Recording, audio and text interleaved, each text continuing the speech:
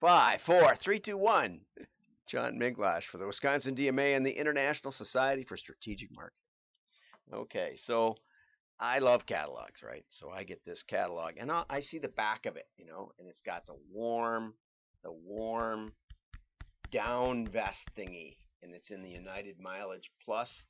So anyway, but mail, see, could United do this digitally? Yes. Guess what? I didn't pay any attention to it digitally. So what do? I go over here onto, let's see if I can get to it. I go to their site, I place my order, okay, and I get this, I hit the checkout button. Oops, I don't know why my cursor isn't moving here. Oh, there. So I hit the checkout button right here, and I get nothing because it says you need to go accept the terms of service. Over here it says read. It was too easy. I automatically logged into my United account. It says read the terms of service. Okay, award terms and conditions, which may be terms of service. I don't know. But I click that. A big thing comes up. I scroll all the way to the bottom. There's no button to click. There's no button to click here. And then after just a tiny bit of time, I get this, which says, test your own stupid order processing because it isn't working. And this happens to me so often. When I want to place an order, I go and I can't find the item that I saw someplace else. It happened with Mary Meyer when I bought the little doll. I go to normal websites to buy something and I can't figure it out. And I got the wrong item. And then we went through the whole process of return, etc. That's why people like Amazon. That's why I like eBay, because you know how to order and it doesn't give you this stupidity over and over and over. Okay, that's it. So let's go. So this was kind of, in my opinion, a hilarious article, because what it did was it went after all of the issues in digital media. Okay, and it said we need to cultivate trust. Why? Well, because there's fraud in vendors, fraud in emerging channels, especially in-app and video, and overall distrust in the industry. This is how, I have an undergrad in history. How you assess history is when there's documents that advocate change or new laws that get passed or whatever, it means there was a problem. Okay? There's issues in supply chain, in fee structures, in inventory. And so there's all of these new apps, new industry accreditations, and all this stuff, and new initiatives. And there was so much gobbledygook, I couldn't even read the article. But it just shows you data and data transparency standards. In the direct mail industry, we just didn't have lists being stolen and all the time. It just didn't happen. It's you just cut and paste these days. And part of the reason it didn't happen is because we knew what was going on, and we knew that stealing someone else's list didn't work very well. Anyway, but it's so funny. So this was another great article. The most fake followers on Instagram. Okay, now part of the reason these guys win the most because they're reaching the most fake followers is because they spend the most. Okay, that's just the way it is. So don't be surprised. But I just wanted to see what kind of data I could find on this stuff, and it said overall Instagram people spent in the last while, third quarter or something, 340 million worth of spend, double last year. And 65 million was funneled into reaching fake eyeballs, non-existent people, robots, okay? And when you look at this, Febreze posts, they audited it and said 54% were fake. You want to see that again? 54% were fake, okay? So you want to know why trust and transparency is a big headline? It's because half your spend is fake. It's fake. Half. And I say, well, it still works. Okay, right. But don't tell me that Digital is a great deal. And then this baby Epstein had a fake followers rate of 51%. You know, oh my gosh. Okay, so what's Facebook doing? Facebook is shaking off its reputation for fake news with news. In this move, in theory, adds much needed credibility to the platform. Much needed. Okay, you see why people are talking about fake? Because it's so much fake. Now, here's the trouble. In her opinion, in Amy's opinion, it raises more questions than it answers. Okay? Facebook has hired journalists and editors. Where does fake news come from in the first place? Headlines.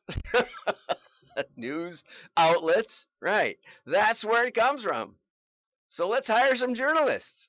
You know what you learn in journalism? I took more than a couple of journalism classes. You know, the first thing you study is the Spanish-American War. Remember the Maine and William Randolph Hearst. That's his name, William Randolph. I'm doing pretty well in my brain here today. William Randolph Hearst, remember the Maine, and how he started a war and perhaps sunk a U.S. ship in Cuba to start the Spanish-American War because he knew it would sell papers. That's what you learn. Journalism is about selling papers.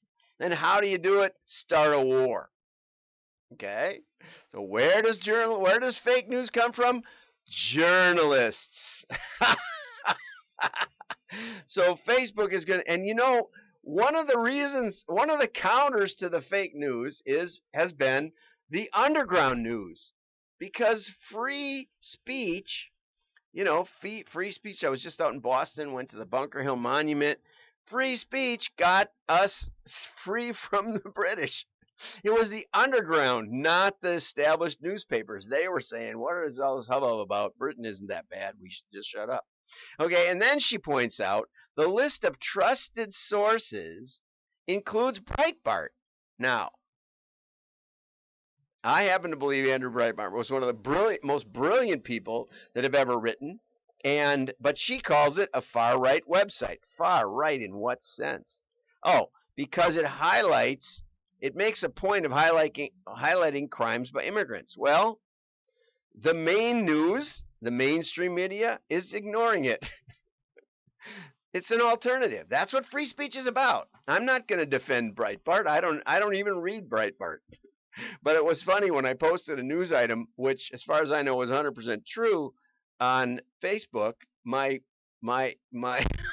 liberal friend said, "Oh, how can you believe that?" So then I quoted the same news story from the Washington Post. Had them there. I read all sorts of news, as you know if you watch my show. So anyway, Facebook wins. Publishers probably lose. And here's an even funnier story. The Society of Professional Journalists, SPJ Florida chapter, has decided to trademark the term fake news. And the reason they're doing it is to stop Donald Trump from using that term. Now, a little bit of history. You won't get off this article. This is what I love doing, is explaining what the news is telling you.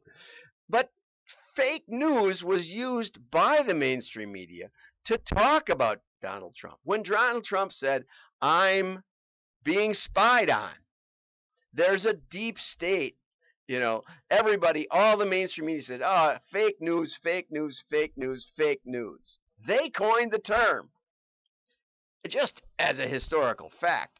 And now, ironically, the president has flipped it around and used it against him and pointed it out in explicit details where they cite stories. And the best example is the Charlottesville hoax, which, as far as I understand, Joe Biden is still referencing. Basically founded his campaign, if you look at his original campaign announcement, on the Charlottesville hoax, foisted mainly on us by CNN, who on their own website had a video of Trump's discussion of what was going on in Charlottesville, where he clearly, explicitly disavowed the white supremacists. And yet, edit it out. For 2 years, CNN kept promoting that story. So it's a good question, who's more fake? Which it doesn't, and it doesn't matter. The point is we need free speech. We need people like me to point out the nuttiness in marketing, right? The nuttiness in fake news, the fake followers, the fake digital. It's rampant. And if all you do is read the main outlets in marketing news, that's what you'll get. Fake news over and over and over. AI is just around the corner. Everything is just around the corner.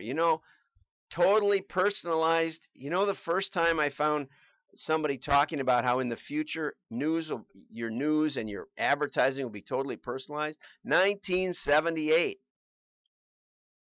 R.R. Donnelly partnered with Farm Journal. It's in my book. So, get some perspective. Like and share. Your friends will think you're smart. What a fun day. What a crazy day. And the Trademark guys, they said there's 3 camps. One who thinks it's bad, one who thinks it's good. But mostly I say, look, when fake news is a term in the public domain, you can't trademark it. Plus, you have no trade interest in it. 2 points. Okay? So good luck with that. I think you should apply it judiciously as the Society of Professional Journalists. This is the people that Facebook hires, apparently, in the Florida Pro chapter.